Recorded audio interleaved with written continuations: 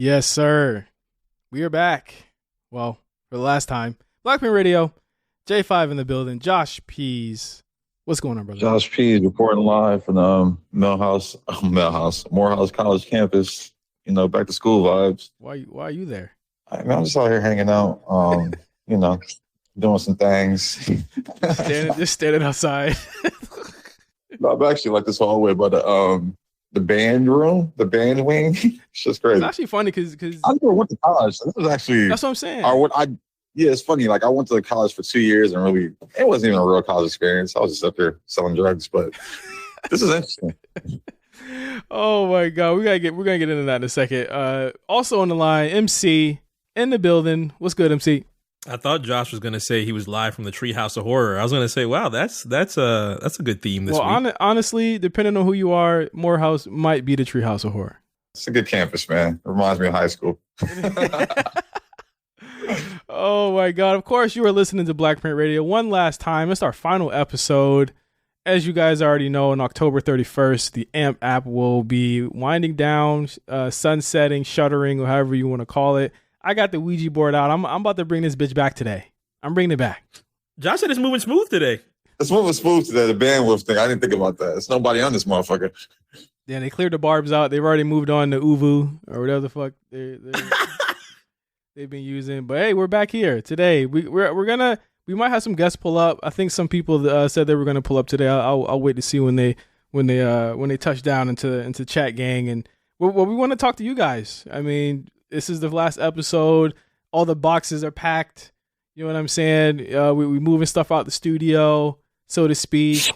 And yeah, we're here. You know, if you guys got any questions, you want to hop into the chat, ask us any questions you want, talk to us, let us know, man. Just there's that little mic button. I'm calling everybody up today. That's just fuck it, right? Yeah, man. Gotcha. This shit crazy. It's just crazy to me that this is the last episode.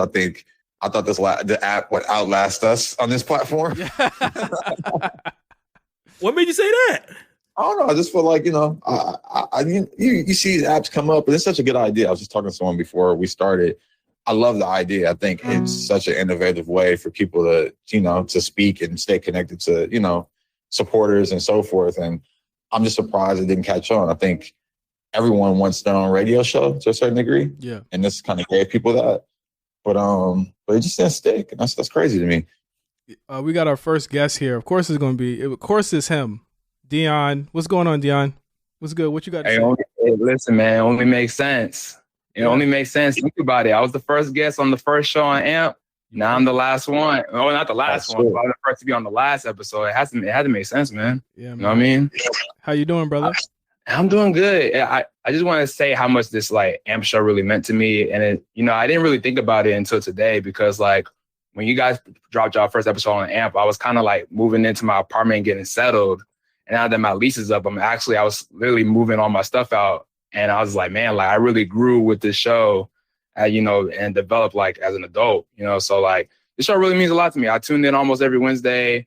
I loved all the guests y'all had from Cam to It's The Real, to, Armon, a lot of people, this show definitely means a lot. I just want to give you guys y'all flowers. I mean, even when I was with my former team, the Houston Hip Hop Museum, you guys inspired me to have them to create the show. And I was just literally following y'all format. So I just want to give y'all flowers and say how much this show really meant a lot. And obviously I'm going to continue to support whatever you guys do in the future for sure. For sure, man. Be indeed of that one.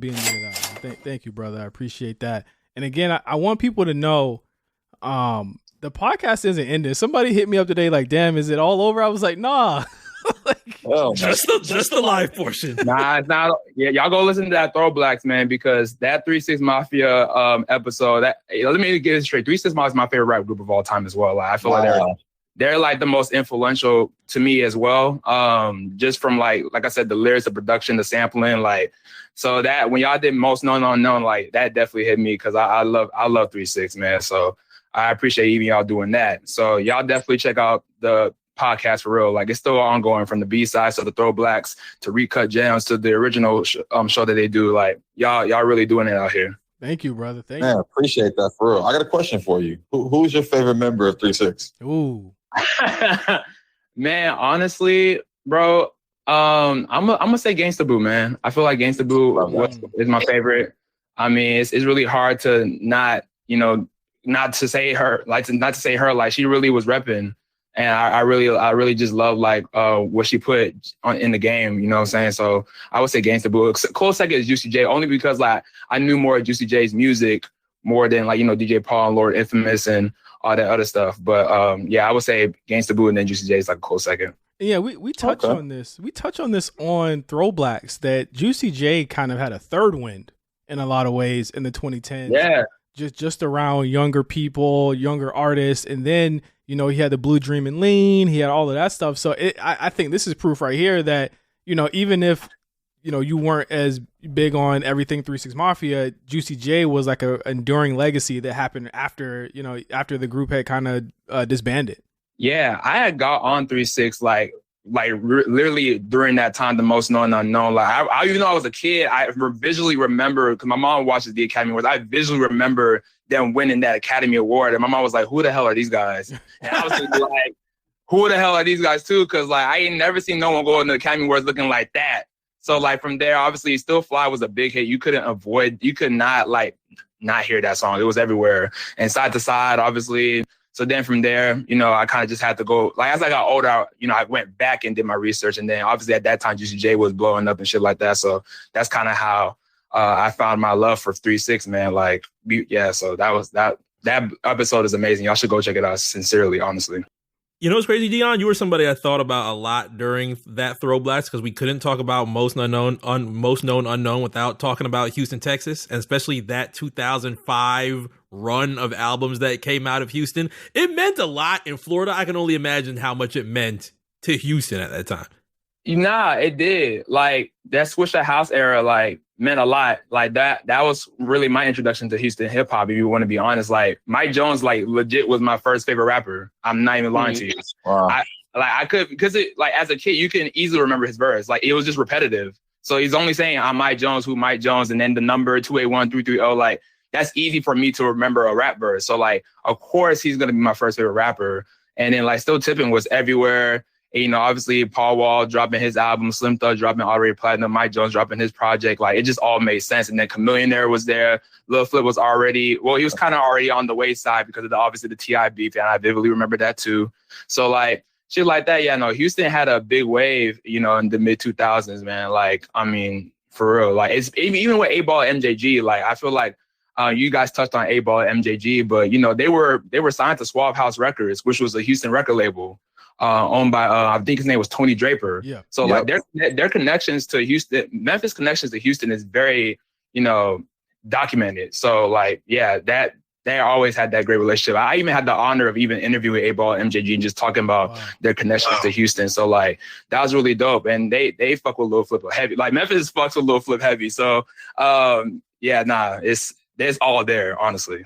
We've got 2 messages from the chat gang right now. Rob said, I used that Mike Jones number when teachers wanted to call my mom. And A+ said, hey, Deon, I got to ask, what is it about Houston rappers and the turning lane? Honestly, bro, like the turning lane, I don't know, man. It's really just a Houston thing. I can't even explain it myself, bro. I really can't. It's just something you just got to be here to yeah, you just do. Like, Houston just does. Like, there's really no explanations. Like, why do we call cars like the tires elbows and all that shit? Like, why do we call that? Because they poke it out. Because they poke it out. They elbow, obviously, but like a lot of people still care. But it's like we just do. Like, we just do our thing here. So that's really what it is, honestly. But what were you gonna say, Josh? What were you gonna say, Josh? No, I was gonna say no. Houston car culture, I love it. Turning lane is just popular just because that's where you can actually stop in the middle of the road and not be blocking the road.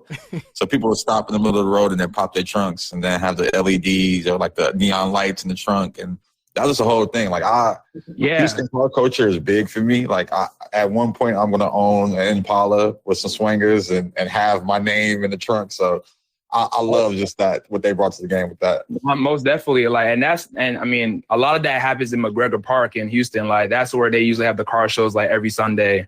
McGregor Park. I know Mark's been talking about wanting to come down to Houston one day, but yeah, y'all should definitely come see a car show in Houston. Like, I mean, it's really nothing like it. It's really nothing like it. I mean, it's kind of like, the police kind of be tripping sometimes, but like, like it's still something to see, like to see all the cars there and just to see all the people there and the culture there and the community there. I mean, we have so many historic black communities in Houston. Like it's just amazing. Like I don't think I could ever leave Houston, honestly. I rep it so hard. Beautiful place. Yeah, because Dallas was cool. I'm not gonna say that I did not have a great time in Dallas. Dallas was a lot of fun, but I need to see that Houston skyline. I need to see that silhouette. I need to go to Screwed Up Records and Tapes just to be able to say that I've seen it. That's something that I wanted to do probably since 05 I was 14. So yeah, wanted to do that since 14, and now I'm 32 or so. It's almost all. It's something that needs to happen. Yeah, no, definitely. Yeah, let me know, Mark. You know what I'm saying? I could definitely show you around. Like, it's crazy. Even the club culture here, I ain't gonna hold you, man. Like, hey, it's different out here, man. I'm just saying. I ain't gonna front. I would say that Houston strip clubs are on par with Atlanta. Like, I've been to Dreams. I remember I went to Dreams and saw Malaya do she did the whole set to Young Money. It was all Young Money songs. It was crazy. I was like, yo, she's our very own brand for this. The poppin' strip club right now, I think it's Area 29. That's the poppin' one right now where all the celebrities go to nowadays. But yeah, like Dreams was one of them for sure. But yeah, like definitely any of you guys, man, I definitely would love to show y'all around if y'all haven't been, like just to get y'all that experience. But yeah, I just love how much you guys, like, especially with ThrowBLKs, y'all talked about, Jeezy and like, 3 6 Mafia, and now you're going to Outkast. Like y'all are really going to that southern lane and just like really talking. Because I know obviously, Justin, being from Virginia, like, those albums, those artists, they mean so much to people like me, even you, Mark, living in Florida, like, those projects and these people that have made an impact in hip hop, they mean so much. And I feel like they deserve their respect for sure. It's an important era for just how old we are. You know what I'm saying? Like, I think all of us came up in that era. So it's really cool to go back and touch on those albums that really kind of made an impact on us. And that's why I'm glad that the 3 6 Mafia episode is resonating so much, because we had a lot of history behind that. We talk about how they came up. And, if you guys haven't heard it yet, make sure you go check us out on our podcast. Make sure you follow the BlkPrint on podcast, join our Patreon, all of that. But we talk about the history behind it. And I keep telling people, like, even if you don't fuck with 3 6 Mafia, when you listen to that episode, you're gonna be like, oh, that's where that came from, or oh, they sampled this, and oh, like they're the ones who started this. And especially the conversation that me, Josh, and MC have about Crunk and who started it. You know what I mean? And I'm gonna take a quick break here, but I want to show kind of like how Crunk kind of developed from Memphis and how and what they were doing over there. So make sure you do that. Well, of course, we're going down the spooky lane here. It's Halloween season. This was originally supposed to be a celebration of the spooky songs playlist, but we're gonna play it out in our last episode here. But before we go to break, Deon, what's your favorite scary movie? Scream voice. My favorite Scream voice. No, your favorite scary movie, and I'm saying it in a Scream voice. I can't read. Oh, my bad. My favorite scary movie. Damn. I ain't gonna lie, bro. Like, I think it might be what's that movie? I think it's Hereditary. I think I like that movie. That movie's creepy as hell. Have you seen that, Joe? Yeah, I have. That is a good one. Of the recent movies, that's one of the scariest movies I've seen, honestly. Yeah. Either that or The Evil Dead, the one that came out in 2013. That one was crazy. I ain't gonna hold you. I like that one as well. Yeah, but that was probably funny story about Hereditary is there's a part where they're doing a seance, right? And when she's at the lady's house, like it's the mom, and she goes over to that old lady's house, right? And so I went to go see it at the Lemley in NoHo. So like I was in there, we was chilling, watching it. I'm already on edge. You've already seen quite a few disturbing things in the movie by this point, and they're doing a fucking seance to talk to the little girl that passed away. The lights cut off, and we thought it was part of the movie. It was not part of the movie. Nah. So we were just sitting there in the dark. And they said, "Oh, I'm sorry, y'all. Yeah, we had to like." And again, the movie's creepy. So again, they're like, "Oh, we gotta, we lost power. You got to come back tomorrow and go see it. We're gonna give you a free ticket." I'm like, "Nigga, I don't want to come back. I was already on edge." And then it just gets worse from there. But we're gonna take a quick break.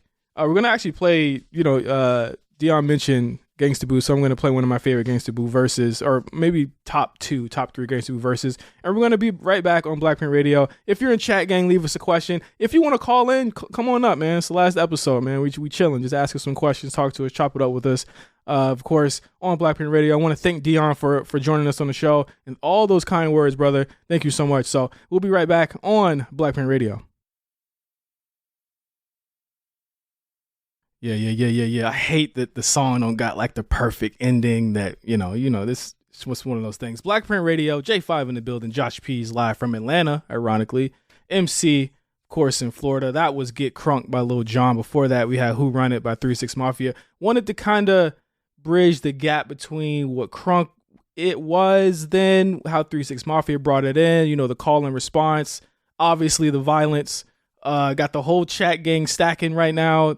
I'm thinking this is less spooky songs and more like violent, hurt some people songs that's going on. Maybe it's like a subconscious rage that AMP is ending. What do y'all think? It can be. It can be scary. I'd like a nice little Jordan Peele still doing adaptations and flipping songs. I'd like that sound and Get Crunk. You can flip that into something scary with the orchestra and shit. Yeah. You want the orchestra? Yeah. The orchestra version? Hey, you want a song? Speaking of orchestra versions, Metro Boom is actually doing a show in LA tomorrow with the Red Bull Symphony. Yeah. So he's doing like orchestra versions of like all of his hits. So that's gonna be crazy. Hopefully that gets pre-taped or taped somehow. They usually do, because I think they did with the Rick Ross one that they did a year ago, I believe.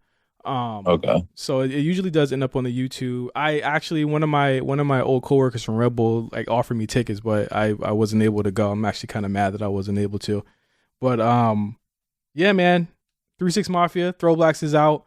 Last episode on AMP, of course. Chat gang, thank you for rocking with us. Anybody wants to call in, make sure just tap that little microphone button. We'll call you up. We could talk, chop it up, ask some questions, Q&A. It's all free today. But you said Crunk fell off in the chat, Josh. What do you think Crunk has kind of evolved into now? It's funny. I was almost going to put this in the chat, but I was like, let me not. I didn't want to put it in writing. Honestly, Crunk fell off when white people got a hold of it. When like the rock bands and white folks started moshing and like in Crunk music, that was exactly when it started to hit its downfall. Shit was crazy. Yeah, because, I think a lot of people would say that the the closest kind of heir to the Crunk era is like Playboi Carti, right? But I don't even look at his songs as so much as Crunk or as him trying to do an approximation of what he feels as though like black metal or death metal is to rap. Like it's not really Crunk. Crunk was never like, and Lil Jon turned Crunk into rock, and it was cool for that moment, but it was always the 808s and the call and response and the violent choruses and stuff like that. Mm-hmm. Yeah, for me, I feel like Crunk music nowadays is like Duke Deuce. And like whoever's making that type of music, like, and it's like I don't really see. I mean, I get how people could think the correlation is there with Cardi and Uzi and even Yeat to a certain degree, but a lot of that music doesn't really have aggression. It just has energy to me. Yeah. Whereas Crunk music had aggression and energy, and that's just a whole different vibe. Because what was different in Crunk and different like with what 3 6 was doing. A lot of times they was leading with the fists and fucking people up. And now these niggas now got switches. They got all types of guns. That's what they leading with now. Like Crunk was really about fighting. Yeah, like Crunk was like Lil Jon said in that song, "Run around this bitch." Where y'all running to? Bro, funny story. One of my first times in Atlanta, I went to this club, Obsessions. If anyone's familiar with Atlanta, Obsessions was like one of the big 18 and over clubs out here. And literally, it used to be like an old Walmart or Kmart or some shit. And like they turned it into a club. And I'll never forget, first time, this might have been 2011 or 12. We went to the club, and this was like early Brick Squad era. And it was just like the Brick Squad, not even a group. It wasn't even the members. It was like just they little homies just running through the club and like in a line, just running people over, like literally like anybody in their way, they throwing bows, they punching them, they kicking them, just running around the club though in a line. Like it looked like they practiced this shit like on the field, and it was like, yo, this is the formation we gonna be in. And yeah, bro, like that was one of my first up close experiences with just Atlanta clubs and Crunk to a certain degree. I think it was pretty much dead at that time, but Waka kind of was keeping that flame alive in some degree. So yeah, that's just, it's different, man. It's a different type of energy, different type of aggression that I I'm glad isn't around right now because people would really be getting hurt. Yeah, I mean, people are on all types of shit. I hate to like sound like a big disclaimer here, but it's like, I mean, you don't know what niggas is on now. Like Crunk could probably not survive in the same way that it did. I mean, niggas was on shit back in the day too, but I think that again, a lot of that was the music, and again, it evolved, and now I feel like it's just sort of stagnant. I don't know if Crunk could ever come back because I mean, there isn't like a personality that could bring that back. But it's still good that these songs like Lil Jon and like what 3 6 Mafia did, they live on in different ways. They live on in different formats through younger artists. And yeah, like that's really where it is. And again, Crunk is kind of scary. It is scary being in a club getting punched out. I think about the So Icy Club video, one of the most classic YouTube videos of all time. Fuck what he talk about. That's funny that you brought that up. Why? It's funny you brought that up because Waka's literally here right now. He's doing an interview for this show. Oh, wow. Is he? Him and his mom is crazy. They're both here. I want to bring that up to him when I see him. Yeah, listen, Waka, put him on FaceTime. Let him meet his biggest fan. That's Mark right here. Please tell him I've shed tears to LeBron, Flocka James 1 and 2, not 3, but 1 and 2. 3 has classics though. But again, man, but before we get to this, we got a new episode of BlkPrint coming out next week. I gotta find my outfit. Josh, are y'all don't got them yet? I ain't got it yet. I got my shit, man. I'm gonna be Larry Davis. I got my shit. All right. Well, I gotta find mine. Let me hit Amazon. What should I be, y'all? The Sub-Zero shit is a no because it said it was gonna get here November 26th. I waited too long. A Sub-Zero off Amazon, you said? Yeah, well, in my size at least. That's the last time I saw it. You better pull up to Party City. Get the mask. Just get a mask. Yo, y'all better not sell. You better not sell the costume, man. I think I'm gonna show up decent. I don't know. I have 2 options. I don't know which way I'm gonna go, but I'm gonna do either one of the 2 options. What? Okay. Well, I'm waiting. Should I tell him? Yes, nigga. Oh, well, okay. It's either I'm gonna. You brought up Jimmy Butler last time. It's either I'm gonna do Jimmy Butler with the hair, the eye makeup, the piercings, and all that, or I might do For All the Dogs era Drake with the hair and the pins in my head. Oh wow, okay. You got to get the colorful pins though. Yeah, I know. I'm gonna get them. I dig that. Hold on, I don't know what I'm gonna do though. But then I gotta get the Virgil jacket. Just said a perm though. I'll rock a perm. For the show. Why not? Oh man, I want to see the Jimmy Butler one. That's a good one. You gotta get the lip piercing and all that. Listen, as much as I love Halloween and scary things and scary movies, I'm not like the biggest costume guy, and I just never been a costume guy because it's like, how can I make it look fly? And you can't really do that. I've wanted to be more of a costume guy. There's so many things going down this weekend. Obviously, this is the this is the last weekend before Halloween. So Saturday, there's a lot of events going down. Sunday, there's a lot of events going down for those that are just going to be outside and enjoying Halloween festivities or gatherings or kickbacks or whatever you're going to do. I want to be the dress up guy, but then every time this year comes and I'm like, okay, I sold it this year. Next year, I'm going to go all out. Then the time next year comes, I'm just like, fuck, it's here again. I didn't do it. Now I gotta repeat the process. It happens every year. I low key might be Paw Patrol. Paw Patrol? Yeah, I low key. How you gonna do that? What you mean, Paw Patrol the outfit, nigga? What's the Paw Patrol outfit? Nigga, do you know what Paw Patrol is? Hell no. That's why I'm asking. It's like a kid show with dogs for all the dogs. Oh, okay. For a few Drake for all you the might dogs. I'll be an actual dog. We got a special guest on the show. A friend of the show, guest on the show, literally a month ago, moments before we found out that the show was going to be ending. Armon Sadler is on the show. What's going on, Armon? What's good, man? What's popping, gang? How y'all feeling? We good, man. Doing good. I had to pop in. We was talking Halloween costumes, so I had to pop in because I'm usually pretty lazy with mine too. I think the most creative I got was in 2016 when I was a bottle of I was a bottle of Hennessy Black. Yo, you got a problem, my nigga. That's hilarious. you got a real problem, and I think we need to have an intervention with you and your drinking, brother. Maybe. But this year I'm hard because I'm actually going hard with costumes this year because I'm hosting a party Saturday. So I have two options. I'm either going to be Sonic the Hedgehog or I'm going to be the villain in Sonic the Hedgehog, Dr. Eggman. I'm just gonna tell you right now, you shouldn't be Sonic. You should definitely be Dr. Eggman. Eggman. You know what's funny? We used to call that nigga Robotnik, and then his name changed to Eggman. I don't like Eggman. Yeah. That shit not cool. You remember Robotnik, Josh? Yeah, I do remember that. I actually, that's a really good outfit for you, Armon, because you got the bald head. I'm not mad at that. That's exactly what I was thinking. So I'm thinking I'm gonna be Dr. Eggman / Robotnik for the party. Because the jacket is cool. I got the goggles, the gloves, and then we have to dress up for work. We don't have to dress up for work, but if you dress up and you send a picture, you get a free day off. So I'm gonna just go into the office as Sonic and then go out on Tuesday after work as Sonic because it's gonna be real recognizable. So that's my plan for Halloween. That's hard. I like that.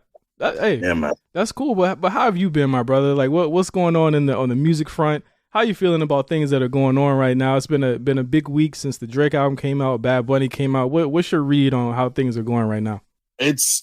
Things have gone how I expected. You know, a lot of people waited for the summer and for the fourth quarter for big drops. Obviously, you and I have been talking about For All the Dogs a lot. I'm calling that my album of the year. Wow, Bad Bunny. That's crazy.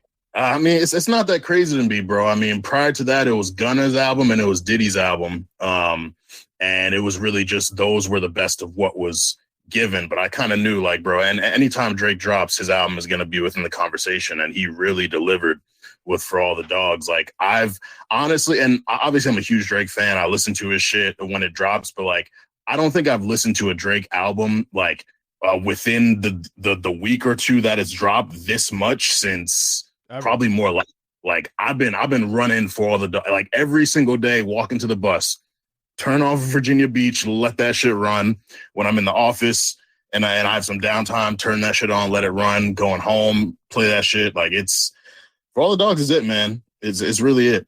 Money for fun. I'm still catching new lines. I'm still catching new lines off that album. That's one thing I appreciate revisiting it. Some things you just don't hear on the first listen. And I gotta say with you too, Mark. Like, I feel like you fuck with it because, like, usually if you're like, I kind of let it go out of my rotation. With this one, I think you fuck with this quite a bit.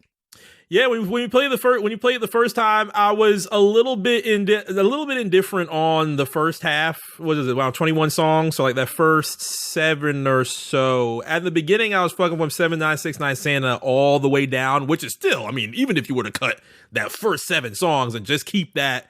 What would it have been, 15 songs? So that would have been insane. But now I'm kind of like warming up to that first half a whole lot more. So taking all those 21 songs or so into consideration, let's see where it actually is sitting right now. I don't know where it is sitting in my. It's gonna be number 1 in my Drake collection right now. Let's see.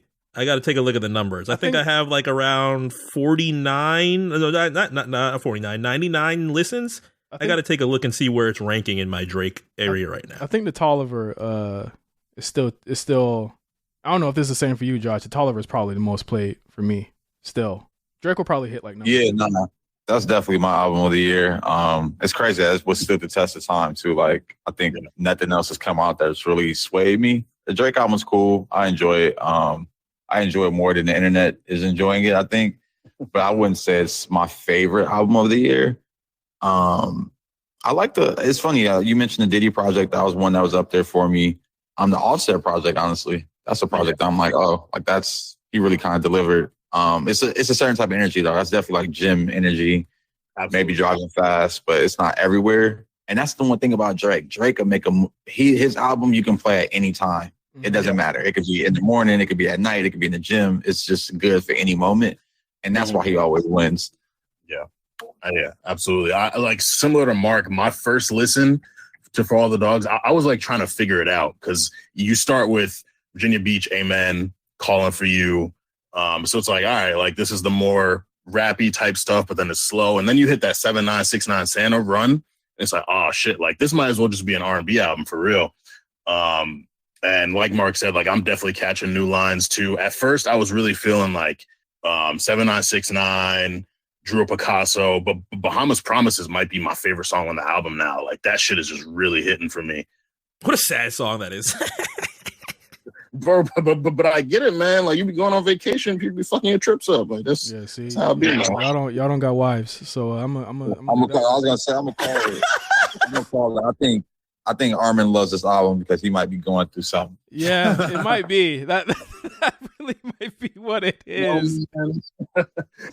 Just save that for a Patreon conversation. Oh, see, B-sides. All right. One thing that I really do appreciate about like that not appreciate. It's like I appreciate what this show gave us in terms of letting us see that like we actually had listeners that want to interact with us. So like there's obviously things that we're working on right now that's going to help us do that. But now we can kind of bring those guests like Armon and people like that onto the main show. We can really have like conversations about like other shit going on. And I think that's going to be really dope too. And you know, as I look forward into what's going to happen next with what we do with BlkPrint Radio and stuff like that. I think that's going to be the most exciting thing because, like you had said, for the most part, even though it was completely amazing, and I appreciate this just off the fact that I was able to talk to so many different people that I knew just being around internet spaces and now being able to actually converse with them and learn more about them. That was something that I literally wouldn't trade for anything. But now it's just like, okay, now that this is pretty much a chapter that is closing, now we can have these conversations with a lot of people and new friendships that we've built through that, and actually have, you know, a lot more friendly banter, things that would make a podcast, of course, and things that would make things a lot more enjoyable and less I guess less interview based in that manner.